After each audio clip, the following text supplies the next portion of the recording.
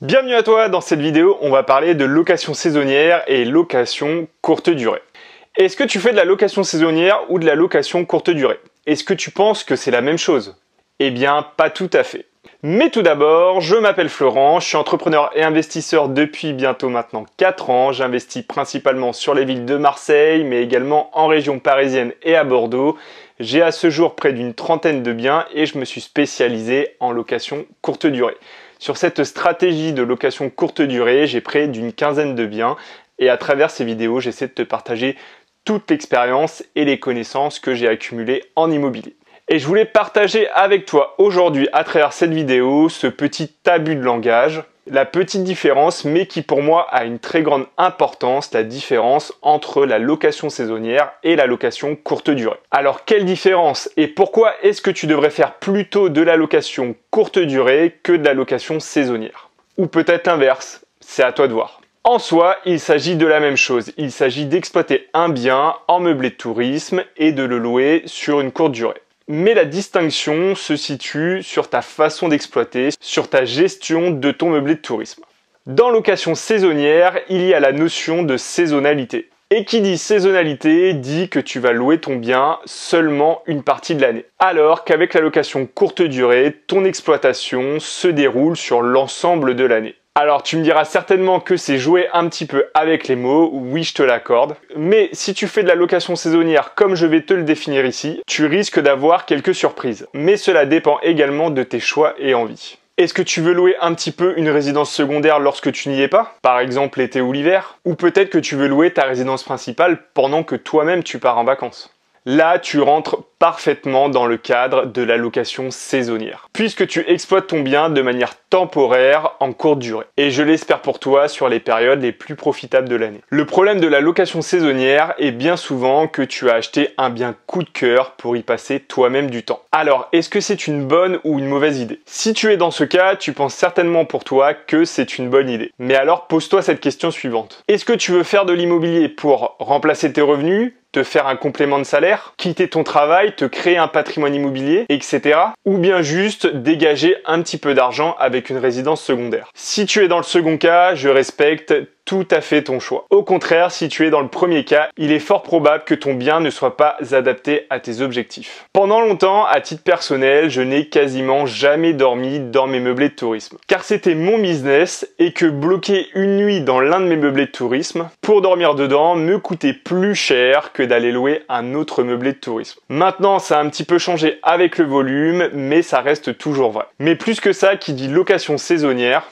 dit que tu ne vas pas louer ton bien toute l'année et donc que ton investissement, ton argent dort et ne travaille pas. C'est typiquement ce qui arrive lorsque tu fais un investissement en zone balnéaire ou en station de ski. Sur une période de l'année, tu auras un très gros afflux de personnes, de touristes qui te permettront de pratiquer des tarifs assez élevés. Mais le reste de l'année, ton appartement risque d'être libre ou bien loué à des tarifs vraiment dérisoires car hors saison, il n'y aura pas suffisamment de demandes pour remplir ton bien. Avec cette stratégie, tu risques également de rencontrer des problèmes avec la gestion de ton bien. Alors si tu es en station de ski, c'est un petit peu particulier puisque souvent tu as ce qu'on peut appeler en location courte durée des conciergeries qui vont te proposer des packages et qui sont là tous les ans pour gérer tes biens, mais qui coûtent très très cher. Donc finalement, ça va grignoter la marge que tu espères en tirer. Et en zone balnéaire, eh bien là, ça va être plus compliqué puisqu'il va être difficile pour toi, si tu trouves des prestataires, par exemple la première année, de les fidéliser et de les conserver pour l'année suivante.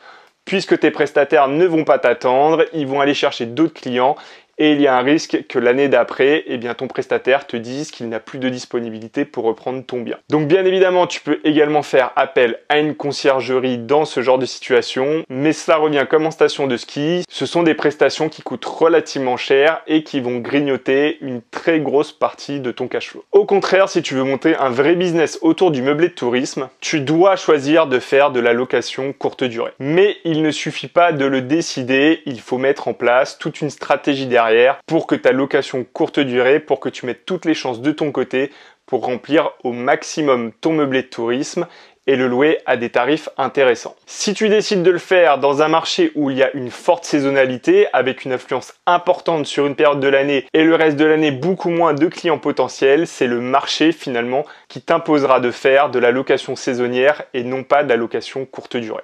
Ce que je veux te dire, c'est lorsque tu veux faire de la location courte durée, il est très important que tu choisisses bien le secteur. Un secteur suffisamment dynamique où il y a des touristes toute l'année, également des professionnels toute l'année, des zones d'activité à proximité. En gros, tout ce qui fait que le secteur, que la zone vit, reste dynamique quelle que soit la période de l'année. Tu risques tout de même dans le secteur que tu choisis, même si tu respectes tous ces éléments, de constater une saisonnalité sur les prix et le type de personnes que tu vas accueillir dans tes meublés de tourisme, mais qui ne t'obligera pas à fermer ton meublé de tourisme pendant une période, contrairement à un meublé de tourisme qui se situerait proche de la mer par exemple. Puisque sur les zones balnéaires, la différence d'affluence de type de population qui est présente entre la haute et la basse saison est tellement importante qu'il n'y a plus suffisamment de personnes en basse saison pour continuer à louer ton bien. Si je dois te résumer ça simplement, vise des villes suffisamment grandes ou à proximité de ces grandes villes si tu veux te lancer dans l'activité de la location courte durée. La seule ville à ma connaissance en France qui ne connaît pas de saisonnalité, ou du moins très peu pour être insignifiante au mois d'août, c'est Paris. Paris a une attractivité tellement importante que quelle que soit la période de l'année, tu auras toujours quelqu'un pour réserver ton bien en location courte durée. Mais attention à viser des grandes villes, notamment les villes de plus de 200 000 habitants, où il y a des législations autour du meublé de tourisme qui sont assez importantes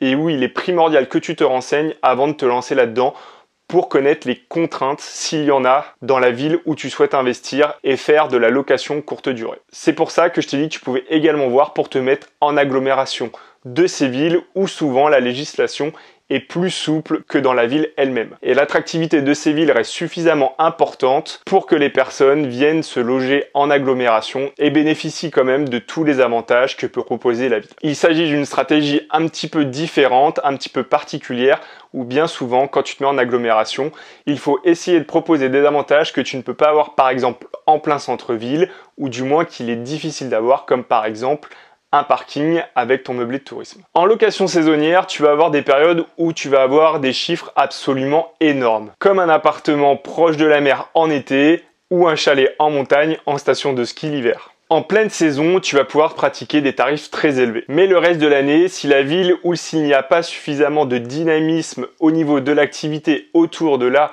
où tu as investi n'est pas suffisante, tu as de très grands risques de ne pas remplir ton meublé de tourisme le reste de l'année. Alors que dans une ville avec une vraie dynamique économique, culturelle, touristique, tu profites à la fois des tarifs de haute saison et tu continues à louer à des tarifs moindres, mais tout de même intéressants le reste de l'année. Pour la location saisonnière, il y a également une question très importante, c'est la question du temps. Si tu as choisi par exemple de faire un investissement en location saisonnière en montagne, j'espère que tu as acheté dans une station qui est assez élevée en altitude, puisqu'avec le dérèglement climatique, tu risques dans les prochaines années de ne plus avoir de neige et tu auras de plus en plus de difficultés à louer ton bien même pendant la haute saison. Et il en est de même également pour ceux en bord de mer. Déjà, tu peux éventuellement avoir dans les prochaines années, alors ce ne sera peut-être pas tout de suite, mais la montée des eaux, mais même sans parler de catastrophes naturelles, si l'été, les chaleurs et le soleil ne sont pas là, cela risque de ruiner ta saison et tous les espoirs que tu avais mis sur quelques semaines ou quelques mois d'exploitation. Alors qu'en location courte durée, tu seras également bien évidemment touché par tout ce que je viens de te dire, mais beaucoup moins puisque ton exploitation sera étalée sur l'année. Et le manque de ces paramètres, même en haute saison en location courte durée, fera que tu seras impacté, mais à moindre mesure,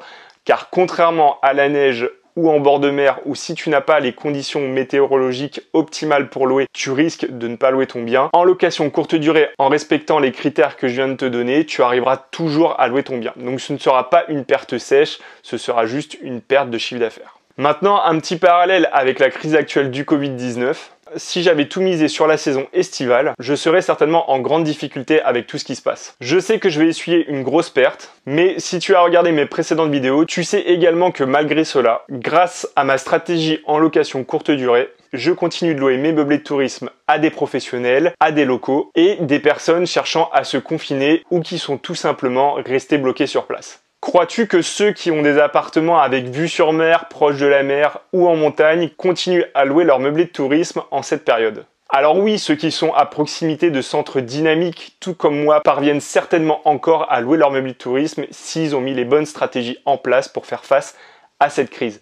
Mais je peux te le dire que tous les autres n'arrivent plus à louer leur meublé de tourisme et ils sont complètement vides. Et la raison est que finalement ces meublés de tourisme ne s'adressent qu'aux touristes et qu'actuellement nous sommes tous confinés. Pour terminer, le ticket d'entrée sur un appartement en location saisonnière, puisque tu l'as bien compris, ce sont des biens qui se situent sur des zones qui sont plutôt prisées, comme en bord de mer ou à la montagne, est plus élevé que pour un appartement en location courte durée. Puisque qui n'a jamais rêvé d'avoir un appartement à 2 pas de la mer ou à 2 pas des pistes de ski? Là, tu vois, finalement, c'est le type de produit où on rentre vraiment dans le coup de cœur. Et en immobilier, quand tu veux faire de l'investissement, développer un patrimoine, tout ce qui est coup de cœur, il faut le mettre un petit peu de côté au profit d'autres critères beaucoup moins subjectifs. Puisque les prix dans ces zones sont finalement élevés puisque c'est des biens coup de cœur et donc tu auras du mal à avoir des bonnes rentabilités sur ce type de produit contrairement à la location courte durée où là finalement tu restes sur des marchés dynamiques mais plus raisonnables. Et il est d'ailleurs peu probable que si tu fais bien tes calculs, que tu sois rentable en location classique si tu fais un achat pour faire de la location saisonnière avec un appartement vue sur mer ou au pied des pistes de ski. Et qui, je te le rappelle, est un petit peu la base avant de se lancer en location courte durée. Ton bien doit être rentable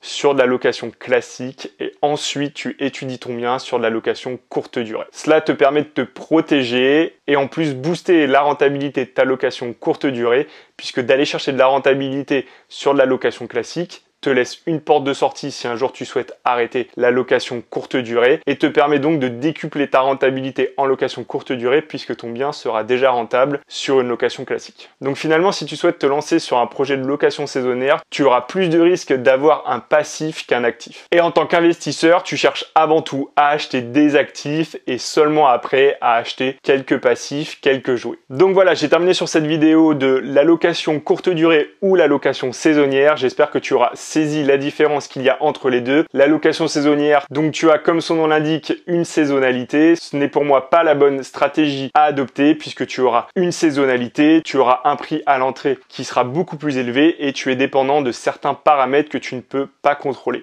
Alors qu'en location courte durée, tu as un ticket d'entrée plus faible, tu es beaucoup moins dépendant de ces paramètres que tu peux avoir en location saisonnière et tu exploites ton bien sur la totalité de l'année, tu ne mises pas tout sur une seule et unique période. Donc j'espère que tu as apprécié cette vidéo. Si tu veux m'aider, laisse-moi un petit pouce, abonne-toi à la chaîne et actionne la petite cloche pour être au courant de mes prochaines vidéos. Tu peux également me suivre sur Instagram en cherchant Florent Richard ou sur Facebook en cherchant Florent RCD.